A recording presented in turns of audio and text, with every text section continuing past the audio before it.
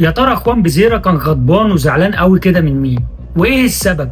وايه دور كابتن معتمد جمال في اللقطه دي؟ وضروري تعرف الدور اللي قام بيه عبد الله السعيد في احراز الهدف رغم انه كان بعيد جدا عن الكوره، وليه في اثناء المباراه وهي شغاله كابتن معتمد جمال نادى على الونش واداله تعليمات، وايه هي كانت التعليمات اللي قالها له؟ وهل الهدف ده جه بالصدفه؟ كل الاجابات بتاع الاسئله دي هنلاقيها ونعرفها في الفيديو ده، فتابع الفيديو للنهايه. مع وجود اخطاء دفاعيه في المباريات اللي فاتت، كابتن معتمد جمال اضطر ان هو يغير طريقه اللعب من 4-4-2 ل 3-5-2 اللي بتتحول في الدفاع ل 5-3-2، وده بيدل ان الكابتن معتمد كان اكبر همه ان هو يامن الثغرات الدفاعيه اللي حصلت في الماتشات اللي فاتت. وفي نفس الوقت هنلاقي لعيبه كانت غايبه عن التشكيل دخلت التشكيل زي خوان بيزيرا والجزيري وشيكو بنزا، مع التعديل يعني ان خوان بيزيرا هيلعب في قلب الملعب تحت الجزيري مش زي الطرف كالعاده. وكمان هنلاقي محمد السيد ومحمد شحاته الاثنين تقريبا اول مره يلعبوا جنب بعض او ما لعبوش جنب بعض كتير.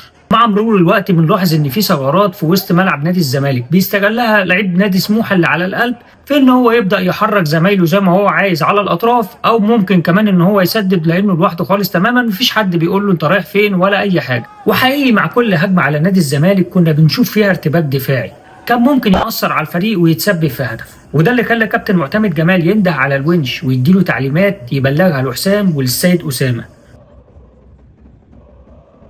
وهي انهم يعدلوا من وقفتهم وانتشارهم في الملعب خصوصا لما الزمالك هو اللي يبقى معاه الكوره.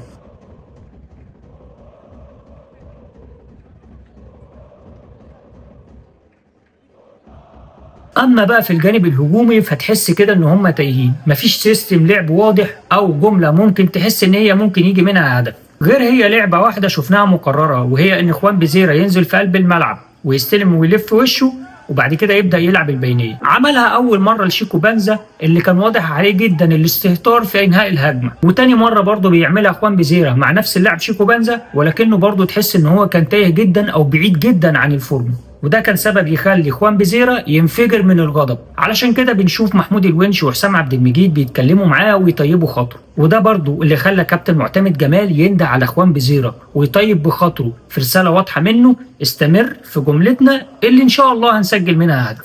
الشوط الاول بينتهي والنتيجه 0-0، لكن بقى مع بدايه الشوط الثاني كابتن معتمد جمال بيقرر ان هو يعمل تبديل ومعاه تغيير في طريقه اللعب. بيخرج محمد ابراهيم الباك رايت وينزل محمد اسماعيل في نص الملعب ويرجع للطريقه المعتاده 4-4-2. محمد اسماعيل هنا هيكون دوره انه يملى الفراغ اللي شفناه موجود في نص ملعب نادي الزمالك في الشوط الاول، ولسه ما فيش اي بوادر لهجمات خطر على مرمى سموحه. يا دوب اللي حصل ان خط الدفاع شكله اتحسن وبقى افضل من الشوط الاول، علشان كده الملعب كان محتاج تغييره كمان.